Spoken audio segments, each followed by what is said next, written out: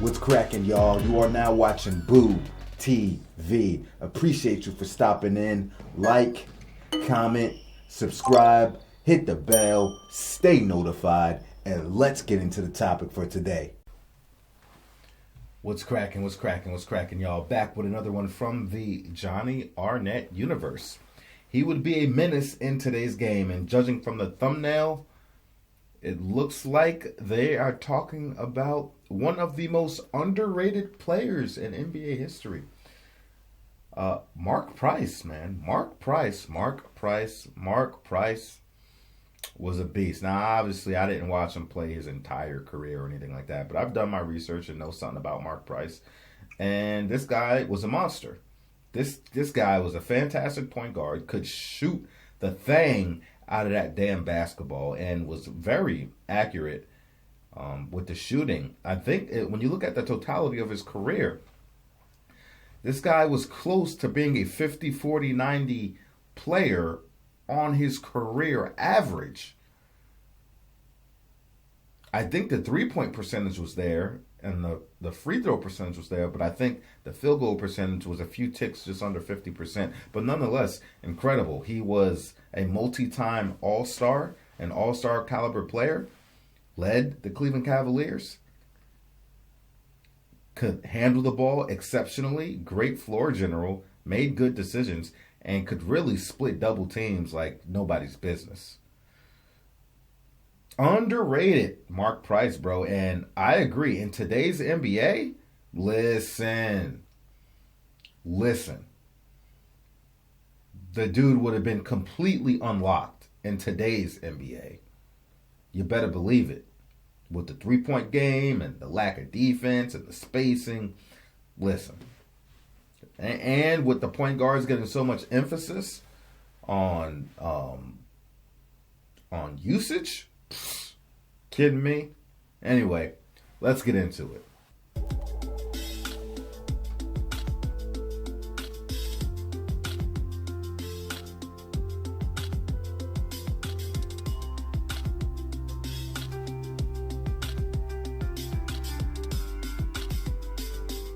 The late 80s and early 90s was an era filled with elite point guards who each left their mark on the league. Due to this rich and intense level of competition, some of those players flew under the media radar and were underappreciated when they played, let alone the years after they retired.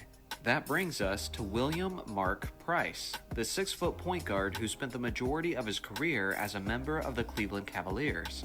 Coming out of Georgia Tech, Price didn't have the highest expectations heading into the league, as he was selected with only the 25th overall pick in the 1986 draft by the Dallas Mavericks.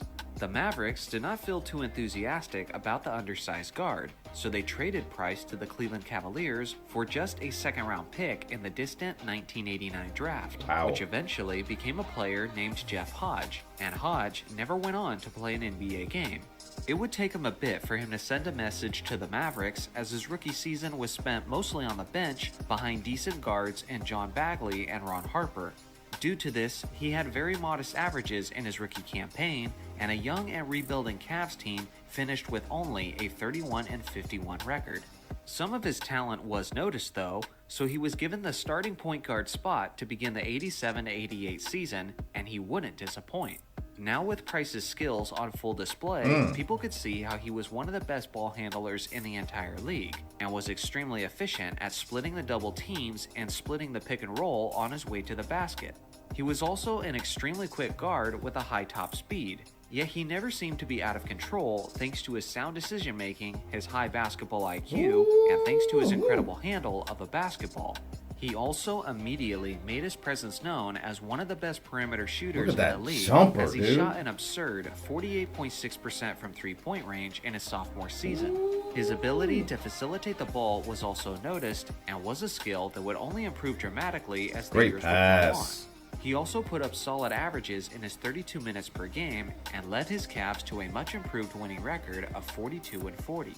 His third season would be his historic breakout year, and his team's breakout year as well, as the Cavs finished with a strong 57-25 record.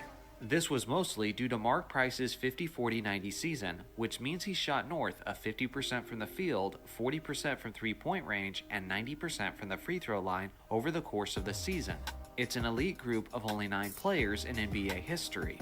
There's no question that he deserved the majority of the credit for his team's success, as Price led the Cavs in scoring, he led the team in assists, and he led the entire team in efficiency in terms of true shooting percentage. Unfortunately for Mark, another theme of his career would begin in that postseason, as his Cavs were eliminated by the Chicago Bulls in the deciding 5th game thanks to Jordan's iconic buzzer beater. Over the next handful of years, Price's Cavs would be eliminated by the Chicago Bulls dynasty a whopping 5 times, which explains a couple things. 1, why he may have been so underappreciated, and 2, why his Cavs just couldn't get over the hump despite being consistent contenders in the Eastern Conference. The closest he got to the NBA Finals was in the 1992 season, where his Cavs made it all the way to the Eastern Conference Finals, where they pushed Jordan and Pippen's 67-win Bulls to 6 games before they eventually came up short. None of the blame belonged on Mark, as he was a monster that series, leading his team in points and assists while putting up his usual ridiculous efficiency splits. Over the prime of his career, Price was selected to 4 All-Star teams and 4 All-NBA teams, which might not seem like a ton, but when you consider the level of competition he had at the point guard position, it begins to make a lot of sense. One of the more interesting parts about his career was his ACL tear in December of 1990 in a regular season game against the Atlanta Hawks. Some could experience an ACL tear as a career-altering injury, but this was not the case for Mark, as he recovered well and came back even better the following season, going on to make 3 straight All-Star appearances after returning from the injury.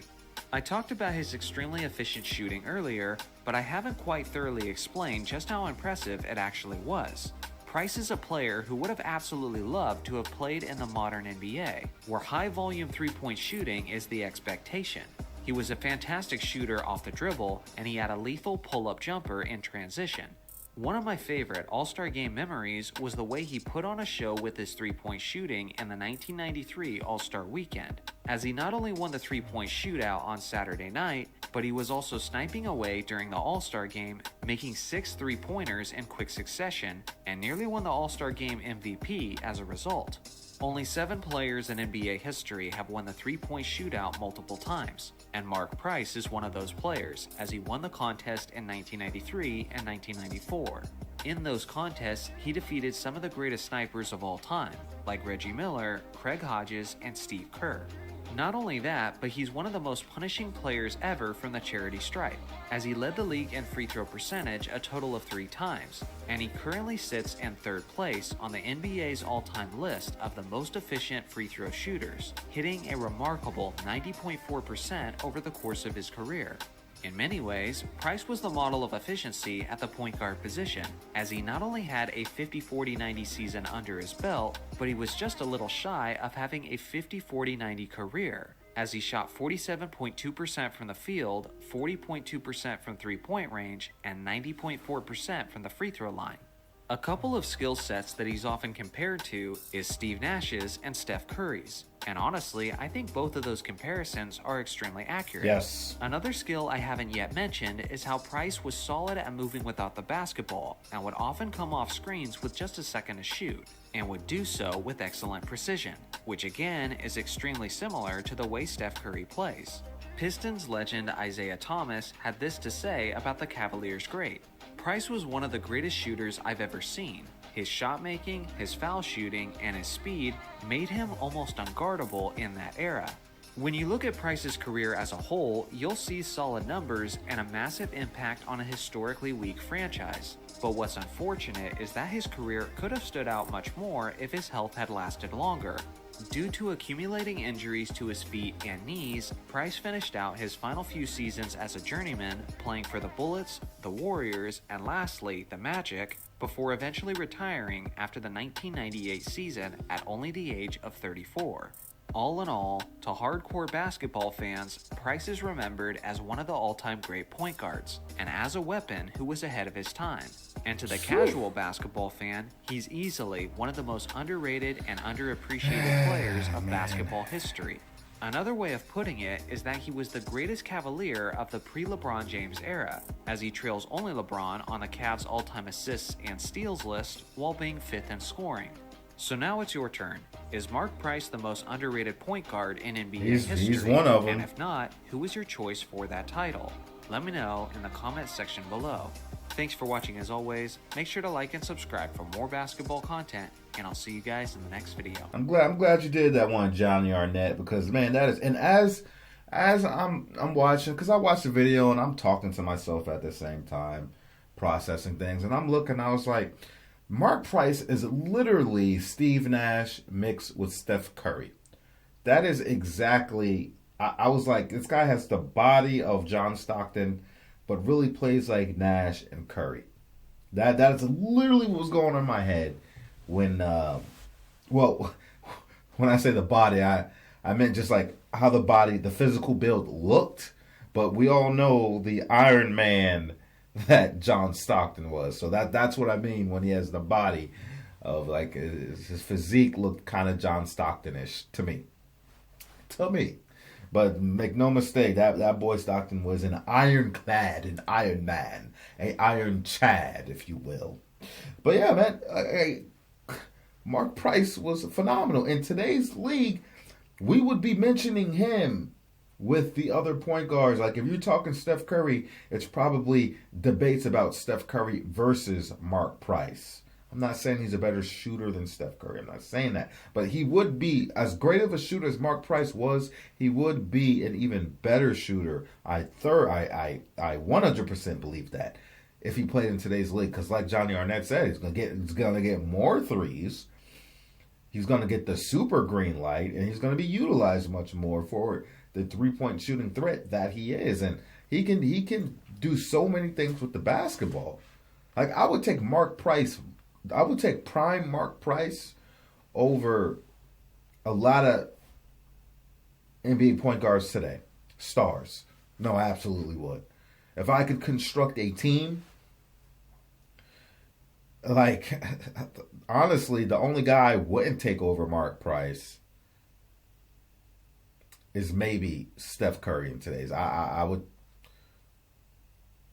yeah, I think I would take Mark Price over Damian Lillard.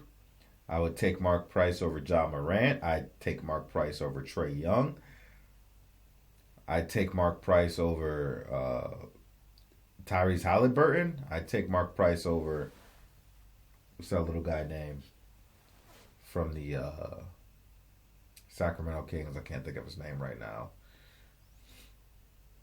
The clutch kid, always hitting them damn clutch buckets all day. What's that? What is his name? De'Aaron Fox, damn it. De'Aaron Fox. Golly, my brain is like pudding, man. It's putty these days. But yeah, dude, Mark was phenomenal. And yeah, I will definitely take Mark Price over Damian Lillard.